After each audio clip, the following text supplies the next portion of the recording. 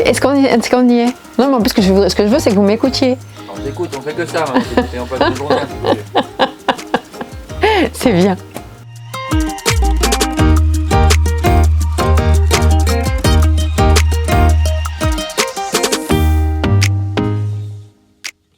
Bonjour à tous.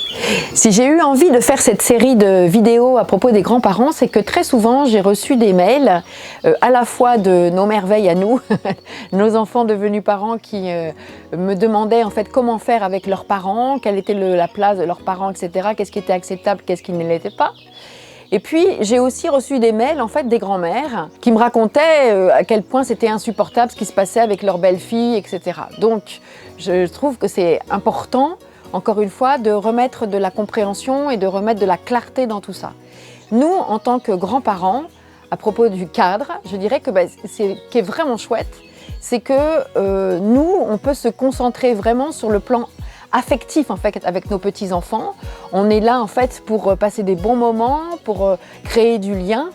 Et c'est plus à nous que revient la charge éducative des petits-enfants. On a eu notre part, on a eu le moment où on a eu la chance de le faire.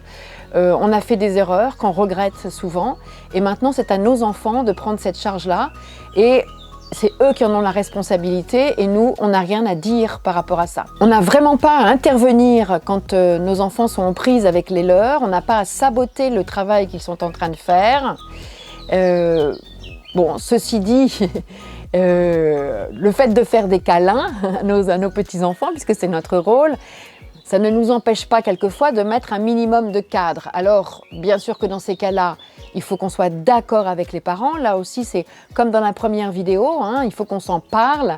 Il faut comprendre en fait ce que les parents attendent de nous, ce qui est supportable pour nous ou pas, qu'on puisse en fait échanger là-dessus.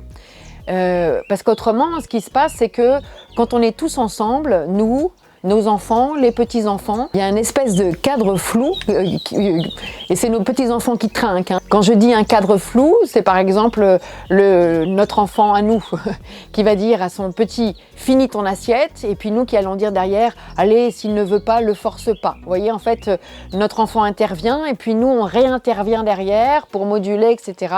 Et ça, je crois que c'est pas juste du tout. Alors ma proposition, c'est que lorsque nous, on est chez nos enfants, hein, eh bien c'est clair, on n'intervient pas. À part le minimum de politesse dont on est en droit de s'attendre, hein, bonjour, au revoir, bon évidemment, mais pour le reste, on n'a pas à intervenir, c'est le rôle de nos enfants. Ensuite, quand les petits-enfants sont chez nous, alors là c'est différent parce que c'est chez nous. Donc, eh bien, on peut tout à fait en fait imposer le cadre de chez nous et ça vous pouvez le dire par contre aussi à vos enfants. Non, vos enfants n'ont pas à vous imposer la façon dont vous allez vous occuper de vos petits-enfants chez vous. Chez vous, vous avez votre manière de vous organiser, vous avez votre manière de faire et vos petits-enfants, ils ont à s'adapter à ça. C'est plutôt bien hein, dans l'éducation, je veux dire, pour moi la plus haute forme d'intelligence c'est de savoir s'adapter. Eh bien les petits-enfants ils apprennent à s'adapter. C'est pas pareil chez papy et mamie que chez papa et maman et c'est complètement ok, ils vont tout à fait savoir faire la différence. Donc vous voyez, je crois qu'effectivement les choses doivent être très claires entre nous. On a chacun notre endroit, hein. On n'intervient pas chez les enfants mais eux n'ont pas à intervenir chez nous.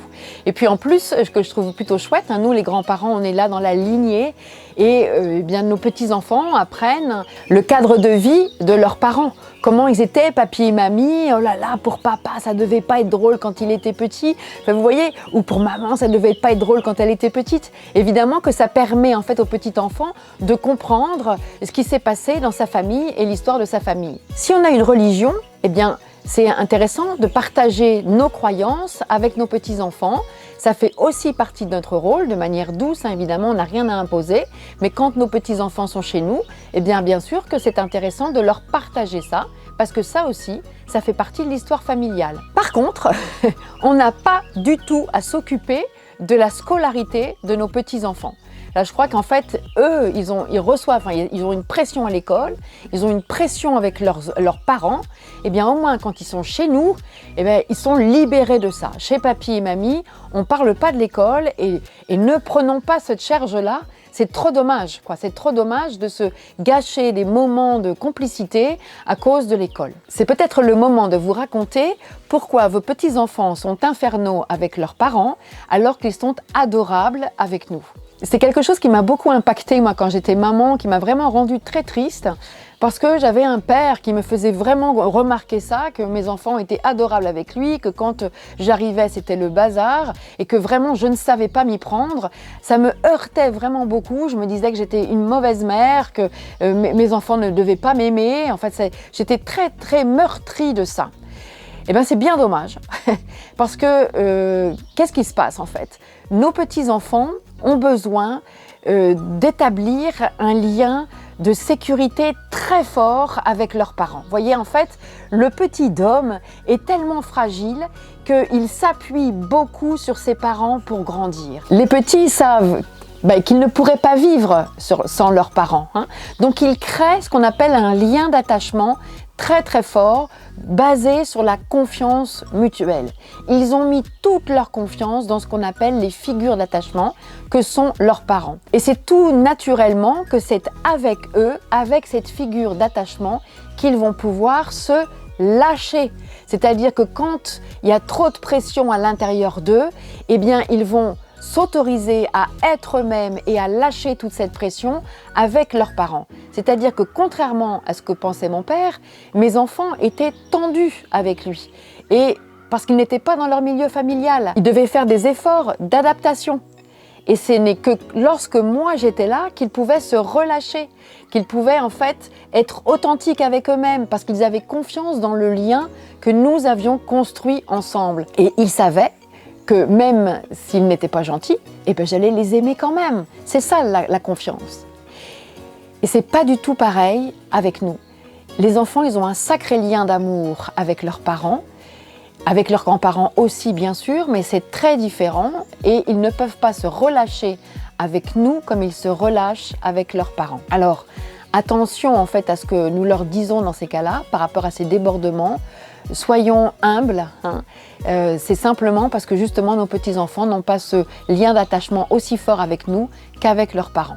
Encore une autre idée, les petits-enfants doivent savoir qu'ils peuvent nous raconter des histoires qu'ils ne raconteront pas à leurs parents, qu'on peut garder des secrets, qu'il y a quelque chose un petit peu qui est hors du temps avec nous, hors des préjugés, hors des jugements. Et puis nous, on a à leur transmettre qu'on peut se sortir des situations difficiles. On doit leur montrer que la force d'âme, c'est de savoir se sortir des situations difficiles, même si c'est difficile, même s'il y a beaucoup d'obstacles, et qu'on s'en sort, hein. C'est de leur donner cette confiance-là.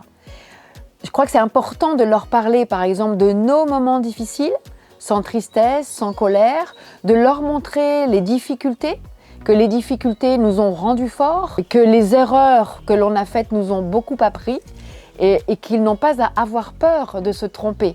C'est ça que nous, on peut leur montrer, hein, parce qu'on est toujours là malgré tout. Et puis malgré tout, ça se passe pas si mal. Et pourtant, on en a vécu des choses. Et ça, c'est à leur transmettre. Parce que quand on leur transmet ça, on leur transmet la confiance dans la vie, hein. Oui, c'est difficile et pourtant, on s'en sort. Ça, c'est vraiment...